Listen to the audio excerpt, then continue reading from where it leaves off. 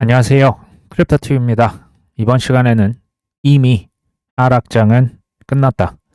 무슨 내용인지 살펴보시죠.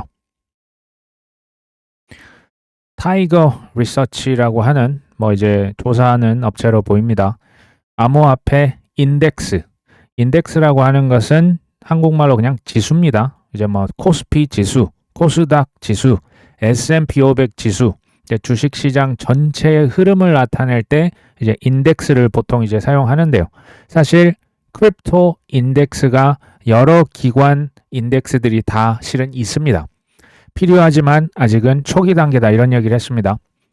인덱스는 뭐냐? 벤치마크. 이걸 가지고 오늘 시장이 좋다 안 좋다. 혹은 여러 파생 상품의 기반, 기초가 되고요. 대규모 자금의 흐름을 결정하는 기준의 역할을 실제로 주식시장에서 특히 이제 많이 하고 있죠. 인덱스라고 하는 플레이어들 지금 많이 있어요. 코인 마켓 캡도 있고 업비트에도 있고 각자 이제 그 자기 지수들이 있거든요. 근데 아직은 초창기다. 아직 자리를 잘 못 잡고 있는 가장 큰 이유는 시장에서 검증된 자산이 절대적으로 부족하기 때문이다. 비트코인은 어느 정도 검증이 끝났다라고 우리는 생각을 하는데요. 전통 투자자, 기존의 부정론자, 비관론자 입장에서는 비트코인은 아직도 다단계다. 가상의 이제 매직 인터넷 돈이다. 이런 분들 지금도 있어요. 그러니까 검증된 자산이 이거 있어봤자 이거 어디다 써? 그거 아직도 좀 애매하잖아. 이런 의견이 지금도 있는 거예요. 여기서 당연한 얘기를 하는데요. 벤치마크가 되고 영향력을 가지려면 암호화폐 시장 자체가 더 성숙해져야 된다. 더 커져야 된다. 이런 얘기를 하고 있습니다. 저는 코인 시장의 활성화 지표로 앞으로 ETF 물론 중요합니다. 근데 여기 하나를 더하자면 바로 이 인덱스가 될 거라고 생각을 합니다. 내년도는 아마도 크립토 인덱스 ETF가 더 활성화되는 시기가 될 거라고 봅니다. 항상 제가 메타인지를 좀 올리자라는 얘기를 드리고 있죠. 자기 입장이 아니고요. 그냥 전체적인 특히 이제 미국이나 유럽, 선진국이라고 할 수 있는 전통적인 투자자 입장에서 보시면 이들은요. 보통 이제 자기 다 직장이 있으시잖아요. 그러면서 그 투자도 병행하고자 하는 수요가 굉장히 많아요. 사업체를 가지면서 또 이것만으로 그러니까 좀 안전하면서도 좀 꾸준히 배당을 받거나 이런 투자처를 누구나 다 찾습니다. 요것은 엄밀한 의미에서는 이제 수동적인 투자라고 보시면 돼요. 수동적 투자는 이제 패시브 펀드, 패시브 투자라고 하지 않습니까? 특히 이런 분들의 특징은 지수에 투자를 합니다. S&P 500 지수에 투자했더니 연평균 8에서 10%를 꾸준히 가더라. 그러면 은퇴를 생각하는 분들은 여기에 돈을 전 세계적으로 S&P 500 지수에 그래서 집어넣는 겁니다. 이거 현실적인 이유도 있어요. 이거를 코인을 하나하나 이걸 들고 파자니 이게 무슨 말인지도 모르겠고 지금 바빠 죽겠는데 공부할 시간이 없는 거예요. 그리고 그럼에도 이제 큰 수익을 가져가고자 하는 이제 그 욕구는 당연히 있는 거죠. 이거 이제 기회를 놓치고 싶지 않은 포모는 있어요. 그렇다고 해서 이제 개별 종목을 파자니 뭐가 뭔지도 모르겠고 이거 예전에 테라 루나처럼 저 세상 가면 어떡하냐. 그래서 대부분의 전통 투자자들이 선호하는 트렌드가 뭐냐? 제일 큰 걸로 10개 주세요입니다. 이게 뭡니까? 이게 크립토 인덱스 ETF예요. 그레이스케일 라지캡 펀드를 제가 예로 들면 이제 비트코인 75%를 섞습니다. 이더리움 16%, XRP 5%, 솔라나 3%, 에이다는 채 1%가 안 됩니다. 이제 그레이스케일 디지털 라지캡 펀드 이거 ETF 하나를 사는 순간 이제 소위 말하는 안전한 코인의 비트코인 75%, 이더리움 합치면 거의 90%입니다. 이게 이제 투자자에게 안정감을 주는 거예요. 이상한 잡코인에 섞인 게 아니고 이제 짤짤한 것도 있지만 메이저에 돈을 많이 실는 거죠. 이게 현재 지금 시중에 시판되는 제품이 그레이스케일 지금 얘기 드린 5개 섞은 거고요. 비트와이즈는 10개 코인, 제일 큰 거 10개 이거 지금 묶어서 팔기 시작했습니다. 피델리티 같은 경우는 아직은 이제 코인을 섞기는 좀 그러니 코인 관련된 기업들 주식을 60개 정도 섞어서 팔고 있는 ETF가 있어요. 이제 회사별로 종류는 다르지만 아직은 여전히 전 초창기라고 봅니다.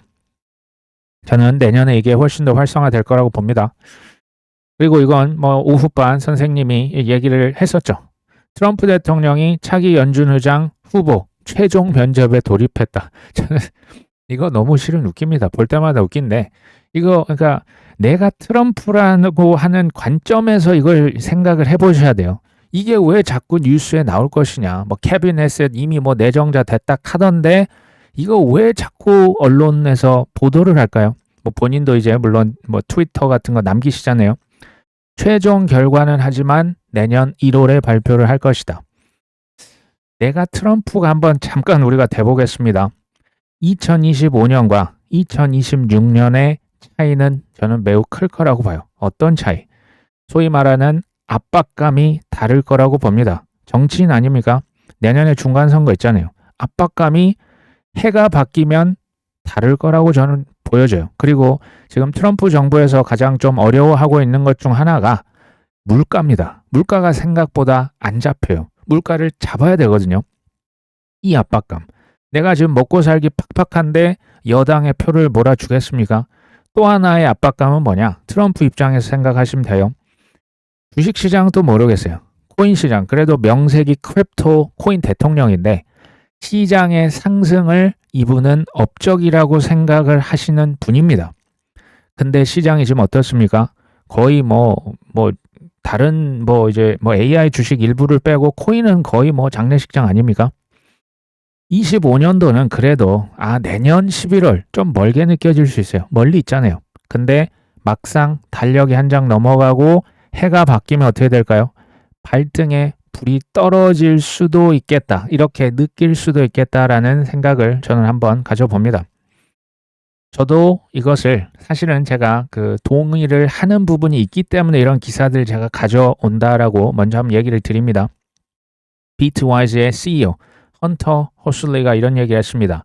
내년 암호화폐 큰 거 온다. 왜 이런 얘기를 했냐가 중요해요. 언제 오른다. 뭐 때문에 오르냐. 왜 이 사람은 이렇게 생각하는지 한번 생각해 보시고 받아들인 건 우리 구독자님의 이제 영역입니다. 4년 사이클은 끝났다. 시장은 변했고 성숙해졌다. 이분이 재밌는 얘기래요. 지난 2월 달부터 암호화폐는 이미 약세장이었다라는 얘기를 합니다. 이미 이런 얘기를 하신 분이 제가 볼 때 별로 없었거든요. 어쨌든 다만 코인에 전략 투자하는 기업들, DAT 기업들이 자꾸 막 코인 사고 알트코인도 많이 샀었지 않습니까? 이 매수세 때문에 약세장이라는 걸 우리가 지금은 깜빡한 것 같아. 지금 이런 얘기를 하는 거예요.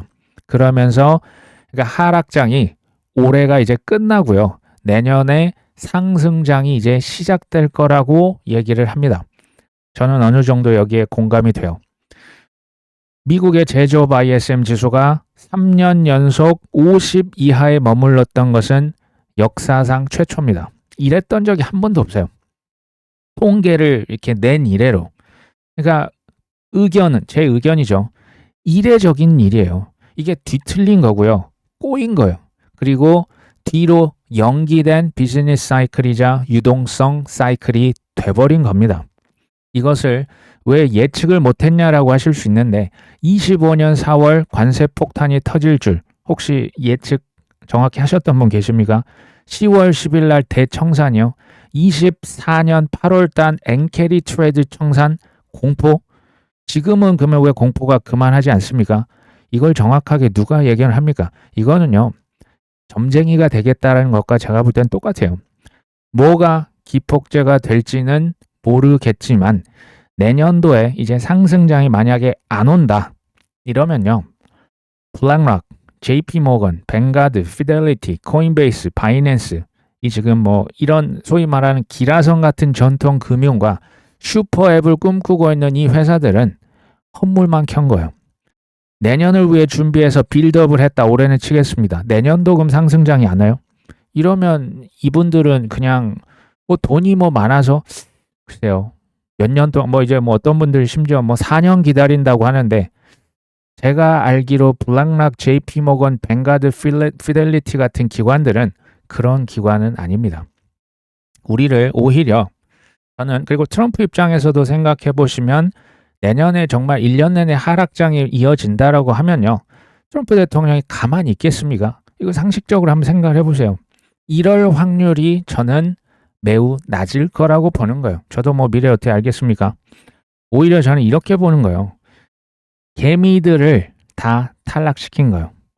이제 소위 말하는 그 애들은 가라. 지금 그러니까 옛날에 어르신들이 우리 하셨던 얘기, 애들은 가라. 애들은 진짜 가고 이제 진짜 선수들끼리 하는 진짜 게임이 지금부터 펼쳐질 거라고 저도 봅니다. 오히려 저는 이제 내년도 얘기를 합니다. 일찍 파는 것을 전 주의하셔야 될 시점이 저는 올 거라고 봐요. 이건 뭐 언제 어떤 식으로 뭐 어떤 또 블랙스완 이번에 뭐 백조가 나타나서 그건 잘 모르겠지만 제가 2015년도에 본격적으로 투자를 한 건 아닙니다. 하지만 그때도 하락장이 있었어요. 2018년 본격적으로 전 하락장을 맞았죠. 22년 맞았었죠. 지금도 비슷합니다. 뭐를 제가 얘기 드리냐. 사람의 심리는 다 거기서 거기에요. 제가 느낀 건 뭐냐면 지금 특히 이제 알트코인 마이너스가 크실 거예요. 이런 상황에서는 대부분 본전 생각밖에는 안 하세요. 저는 거의 뭐 10중 8은 이 생각을 하고 있을 거라고 봐요. 이게 그러면 나 이제 뭐 조금이라 본전이 아니고 그 전에 마이너스 한 20, 30%만 와도 내가 이거 다 던지고 내가 다시 이거 하면 난 사람도 아니다. 거의 제가 볼 때 이 수준까지 지금 갔어요. 저는 이 경험이 있지 않습니까? 이럴 거예요. 확신이 없는 코인일수록 빨리 털고 싶을 겁니다. 다시는 여기를 들어오고 싶지 않으실 거예요. 반대로 여기 들여보면 확신이 높으실수록 확신이 없다는 건 뭘까요? 많이 파보셨고 많이 공부를 하셨기 때문에 이 코인에 대한 확신이 높다는 거예요. 이 코인의 지금 가치에 대해서 큰 가격 확신이 있기 때문에 기다리기가 수월해요. 고가에 파는 게 수월해요. 쉽게 말해서 이거 10% 20% 그냥 올랐다고 그냥 던져버리시는 게 저는 아닐 거라고 보는 겁니다. 이런 시즌이 내년에 언제일지 모릅니다. 올 겁니다.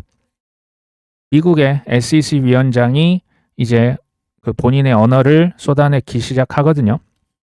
내년 암호화폐 정책 추진에 속도를 내겠다는 의지를 밝혔습니다. 쉽게 말하면 올해는 맛보기였다. 이분의 어떤 그냥 표현을 빌리면 모든 것은 아직 예열 단계, 준비 단계라고 얘기를 하는 거예요. 그동안 준비했던 여러 과제가 성과로 나타날 것이다. 크게 보니까 세 가지네요. 토큰이 증권이야 상품이야. 요거 구분하는 분류 체계. 엄청나게 중요한 겁니다. 크립토 그러니까 디지털 자산의 규칙을 만드는 프로젝트 크립토. 당연히 규칙이 필요합니다. 그렇죠? 암호화폐 기업을 위한 혁신 면제 조항. 혁신 이거 너무나 훌륭한 거니까 조금 우리가 규제를 없애줍시다. 당분간. 요즘 세 가지 틀로 압축이 되고 있거든요. 이분의 얘기도 어쩌면 올해가 하락장에 지금 이제 끝이 나고 있고 바닥은 이미 찍혔을 수도 있겠다라는 이거는 직감의 영역이라 제가 이것을 뭐 무조건 맞습니다라고 얘기까지는 잘 못 드려요. 세력들 입장, 그들 입장에서 이걸 한번 생각을 해보면 답안지를 사실은 이미 다 보여줬잖아요. 코인 대통령이고 뭐 비트코인 전략 비축부터 해서 뭐 ETF다, 뭐 이더리움에 이제 스테이킹 집어넣고 클래리티 법안, 뭐 국회의원들 다 지금 이제 뭐 친코인으로 돌아섰었고, 그렇죠? 근데 1년 내내 하락장이 이어지고 하락세가 이어지고 개미들은 4분기에 대한 기대감이 엄청 컸습니다. 4년 주기, 뭐 반감기 사이클 이런 거 있지 않습니까? 그 기대감을 보란 듯이 10월 10일 대규모 청산으로 다 날려버렸습니다. 제가 보면 거의 이제 10의 9 이상이 지금 탈락했다라는 느낌을 저는 강하게 받습니다. 그만큼 이거 지금 우리나라만 얘기한 게 아니에요. 그럼 이제 어떤 분들은 이걸 미리 알려줬어야 되는 거 아니냐. 제가 알면 말씀을 드렸겠죠. 이걸 안다라고 하시는 분은 저 오히려 조심해야 된다고 봐요. 금과 비트코인이 이렇게까지 가격이 디커플링이 될 거라고 생각하셨던 분이 얼마나 있었을까요? ISM 지수가 이렇게까지 억눌렸다? 셧다운이 최장기를 넘어설 것이다? 대규모 청산이다? 이거는 제가 다시 얘기 드리지만 이거는 점쟁이의 영역이에요. 이건 저는 이제 뭐 종교가 있기 때문에 점쟁이 이렇게 투자를 하시면 안 된다는 얘기예요. 왜냐하면 그럼 앞으로의 블랙스완 이벤트, 생각도 못했던 악재는 앞으로 계속 쏟아져 나올 건데요. 그러면 이 코인 투자 그냥 안 하시는 게 좋을 수도 있어요. 나는 이 뭐 블랙스완 이벤트를 미리 다 예측을 해서 그걸 쓱쓱 다 피하고 싶다. 제가 볼 때 이런 분은 가장 현실적인 방법은 그냥 은행에 2%, 3% 이자 받으시고 예적금 하시는 게 100배 낫습니다. 혹은 난 은행도 못 믿겠다. 금고 하나 사셔서 금이랑 달러 바꾸셔서 현물, 실물로 보관하시는 게 훨씬 나아요. 왜? 이건 안 되니까. 블랙스완 어떻게 우리가 예측하고 차트 보면 그러면 뭐 100% 맞춥니까? 안 돼요. 그게 안 돼요.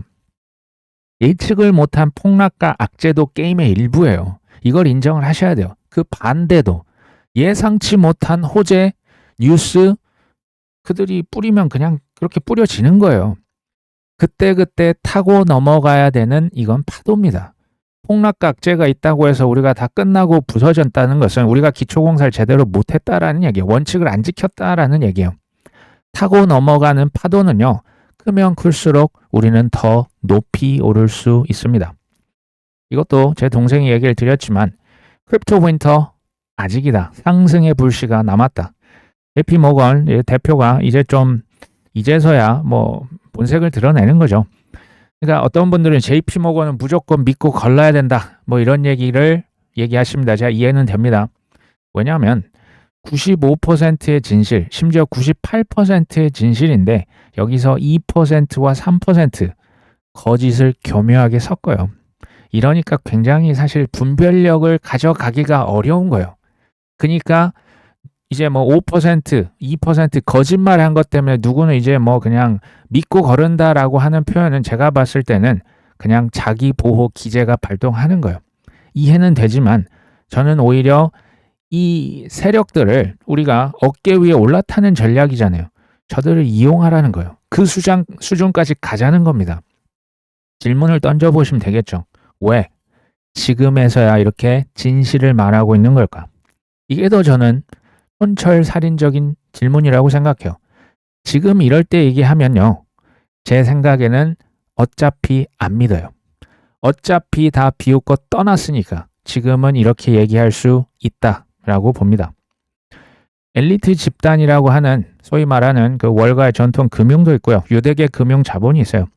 대중들을 정말 이렇게까지 무시한다고 제가 파악한 바로는 그렇게까지 무시를 합니다. 제 동생도 이걸 얘기를 드렸는데요. 이게 엄청나게 중요합니다. 스페이스X 아시죠? 내년에 IPO를 추진한다. 역대 최대 규모 300억 달러를 조달을 할 것으로 보입니다. 기존의 역대 최대 IPO는 사우디에 있는 아람코라고 하는 석유 회사였습니다. 2019년도였거든요. 이것을 뛰어넘을 기세입니다. 정확히 기사를 읽어보시면 이게 항상 오락가락 했었는데요. 저 블룸버그에서 그냥 대대적으로 보도를 했다라고 보여지고요. 현재 26년도 하반기 요때 IPO 할 것 같아. 그리고 혹시라도 이변이 생기면 27년으로 미뤄질 수도 있어. 근데 뉘앙스는 내년 하반기 쪽에 무게중심이 조금 더 있긴 했어요. 그리고 이것도 아십니까? 우리나라 대한항공, 아시아나항공 비행기 있죠. 기내에서는 사실은 이제 인터넷이 안 되지 않습니까? 내년 3분기부터 이 인터넷 6G로 구현이 가능해질 수 있다는 보도가 나옵니다. 이 기내 인터넷이 혹시 어디 인터넷인지 아십니까? 요게 스페이스X에서 운영하는 스타링크, 저궤도 위성 쏴가지고 비행기 내에서도 우리가 유튜브 보실 수 있고 대규모 파일 보내실 수가 있는 거예요. 요게 내년 3분기부터 현실로 다가옵니다. 사실은 뭐 스페이스X가 스타링크만 하는 건 아니거든요. 이제 여러 가지 사업을 하는데 자금이 많이 필요하겠죠. 그리고 그 뒤를 바짝 쫓고 있는 또 하나의 대형 IPO가 또 있습니다. 바로 챗 GPT로 잘 알려진 오픈 AI입니다. 여기도 물론 뭐 말을 이랬다 저랬다 하긴 해요. 근데 지금 이제 현재까지는 내년 하반기 또는 27년, 그러니까 비슷한 뉘앙스로 IPO를 진행할 수 있다라고 알려져 있습니다. 생각해 보십시오. 우리나라도 이제 뭐 소위 말한 천재, 뭐 이제 수능 뭐 다 맞았다. 이 사람 대단하잖아요. 근데 지구 최고의 천재들이라고 저는 생각해요. 일론 머스크, 샘 올트만. 그리고 코인 회사 중 하나를 치면 리플의 빵형. 그러니까 리플이라고 하는 회사도 뒷단에 누가 있어요. 잘 생각해 보시면 이들이 IPO를 하는 날짜, 이건요. 저는 어쩌면 언제 다 팔고 떠나실 거예요? 라고 물어보시면 저는 여러 가지 지표를 얘기 드린 바가 있습니다. 근데 이벤트 하나만 딱 꼽으라면 이들이 IPO하는 그 날짜가 될 수도 있겠다라는 생각을 예전부터 얘기를 드린 바가 있어요. 어쩌면 지금 스페이스X 그리고 뭐 오픈 AI 뿐만이 아니고요. 내년 중간 선거 전에 돈이 풀리지 않을 거라고 혹시 생각하시는 분 있습니까? 돈 많이 풀릴 거예요. 규제 많이 완화될 겁니다. 그때를 노려서 지금 이제 소위 말해서 자금을 확 당기려고 준비하고 있는 거 아닐까요? 저는 이거 지금 똑같이 얘기 드리는데 뭐 IPO를 언제 할 것이다. 그거 제가 모르죠. 날추를 언제 맞추겠다. 지금 이런 게 아니고요. 이런 이벤트가 발생한다면 무조건 반드시 잘 활용을 하셔야 된다는 얘기를 드리는 겁니다. 미국에 교사 연맹이 있다고 합니다. 뭐 미국에서 두 번째로 큰 교사 노조인데요.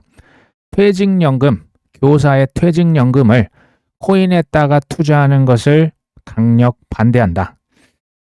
선생님들 입장에서는 아무래도 그 이제 코인이 좀 불안하신 것 같아요. 그래서 주식 토크나 이것도 하지 마. 이러면 증권법을 비껴가서 연금과 401k에 주식 토큰화해서 자꾸 뭐 코인 관련된 거 우리 퇴직연금에 집어넣지 마. 결사 반대하고 있는 겁니다.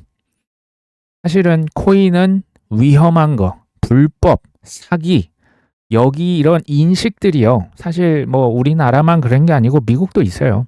JP 모건이 저는 여기에는 혁혁한 공을 세웠다라고 뭐 이제 보여지는 거죠.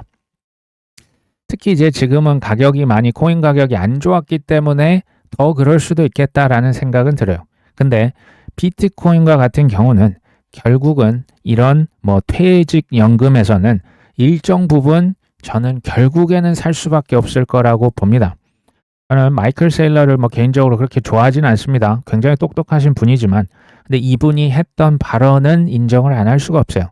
비트코인은 모두가 자기 수준에 합당한 가격에 살게 될 것이다 라고 언급을 한 바가 있습니다. 미국의 상원 의원, 이분은 이제 민주당 의원인데요.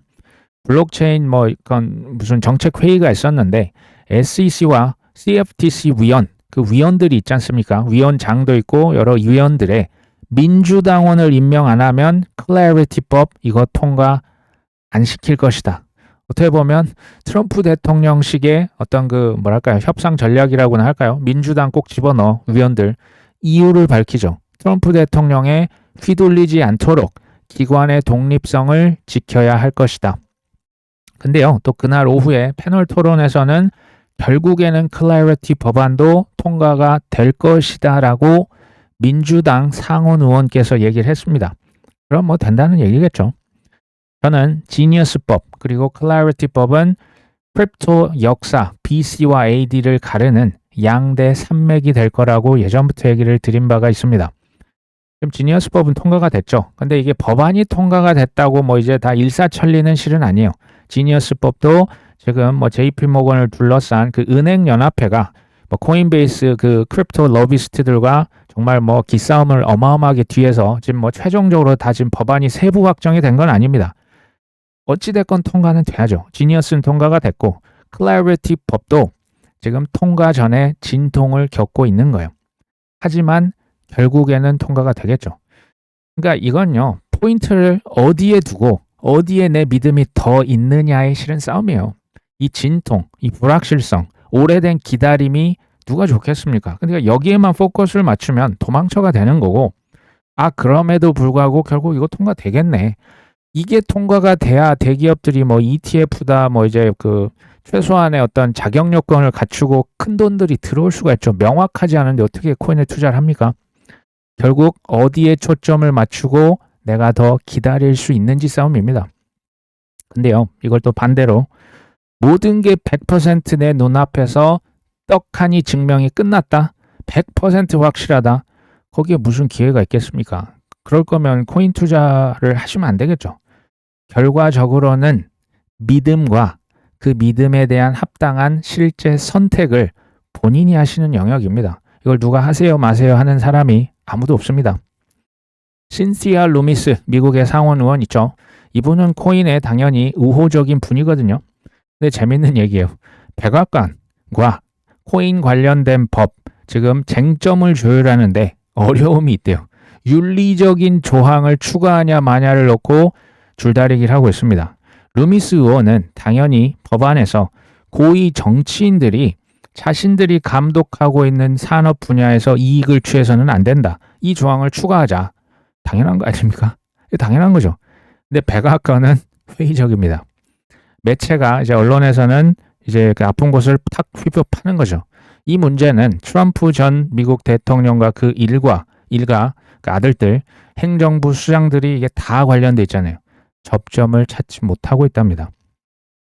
이걸 이렇게 보면요. 지금 뭐 클래리티 법이다 관련 법들이 통과가 오래 걸리는 이유가 코인은 쓰레기고 사기고 불법이기 때문일까요? 아니면 이해관계가 코인 관련해서 너무나 많고 다양하기 때문일까요? 후자겠죠. 미국의 대통령, 아들들, 뭐 장관들, 지인들, 로비한 기업들, 아니 뭐 돈을 어마어마하게 냈는데 그냥 너 그냥 기다려, 너 이거 힘들 것 같아라고 누가 하겠습니까? 미국은 로비가 불법은 아닙니다. 이런 이해관계들이 지금 첨예하게 충돌하고 있는 거죠. 양보 없는 줄다리기처럼 보이지만 이 줄다리기도 시한이 있을 거예요. 이럴 때 그냥 꾸준히 매수를 한다. 저는 굉장히 훌륭한 매수다라고 생각을 합니다. 미국의 통화감독청이 있어요. 이제 은행들을 관리하는 이제 큰 규제 기관 가운데 하나예요. 굉장히 영향력이 큰 기관에서 은행들은 위험이 없는 자기 거래업 방식으로 암호화폐 거래에 참여가 가능하다. 한마디로 자기 자본으로 코인을 직접 보유하고 위험을 짊어지는 것이 아니고 주문을 그냥 매칭해주고 브로커 역할을 하는 것은 공식적으로 허용을 하겠다라고 밝힌 거예요. 되게 중요한 거예요. 코인 지금 뭐 현물 ETF, 지수 ETF 이런 게 이제 나오고 있죠. 이런 것들을 판매하는 기관은 자산운용사입니다. 혹은 뭐 코인 거래소가 되겠죠. 은행은 지금 뭘 하냐면 코인은 뭐 이제 싫어하잖아요. 뭐 이제 담배다, 뭐 고객이 원하니까 팔긴 판다. 사실 그 말을 굉장히 기가 막히게 빗댄 거예요. 왜? 이들은 코인을 직접 이제 수탁하는 일부 은행이 있긴 한데요. 대부분은 대리점 역할을 하는 거예요. 그냥 물건 떼다가 파는 거예요. 그게 JP 모건입니다. 골드만삭스고요. 수탁하는 일부 수탁 전문 은행도 있고요. 혹은 뭐 비트고와 같은 수탁 전문적으로 하는 회사들이 있어요. 수탁은 이제 별도의 회사가 또 맡고 마켓 메이킹은 마켓 메이커들이 맡겠죠. 유동성 공급은 그쪽에서 하는 거고 은행들이 또 이제 뛰어드는 영역이 뭐가 있냐. 잘 아시다시피 비트코인, 이더리움, ETF 담보로 잡고 대출해 주는 거예요. 이것도 비트코인, 이더리움을 JP모건 이거 뭐 싸서 이거 시세 차익 가져가는 게 전혀 아닙니다. 비트코인, 이더리움, ETF는 그냥 대출 받는, 그러니까 우리가 그 집 담보 대출 이렇게 맡기지 않습니까? 그냥 집을 잠깐 잡아두는 것일 뿐이에요. 왜? 이 친구 돈 못 갚으면 바로 그냥 쓱 가져가려고.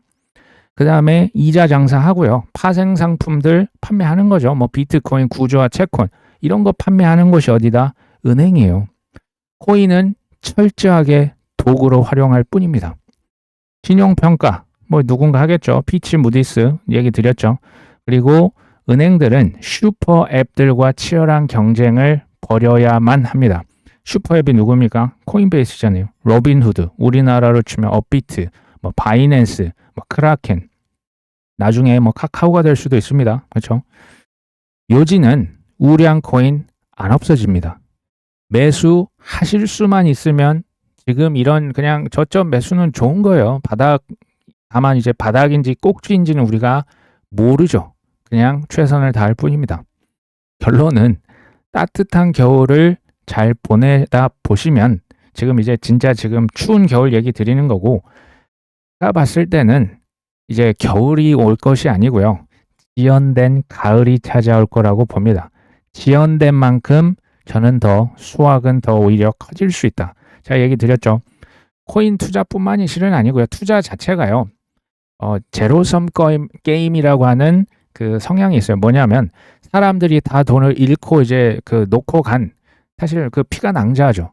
그 돈들이 마지막까지 버티고 꾸준히 매수한 몇 안 되는 한 줌의 사람에게 이게 다 집중되는 게임이에요. 그 주인공이 되셔야 하지 않을까요? 그리고 지금까지 잘 버티셨다고 한다면 비관론자 멀리 하시고요. 물귀신 작전 하시는 분들 제가 보니까 조금 보입니다. 더 멀리 하십시오. 오히려 지금 이제 추운 겨울이니까 고구마 사 드시고 붕어빵 맛있는 거 드시면서 지금 이번 겨울을 잘 보내셨으면 좋겠습니다. 오늘 방송은 여기까지 합니다. 끝까지 시청해 주셔서 감사합니다.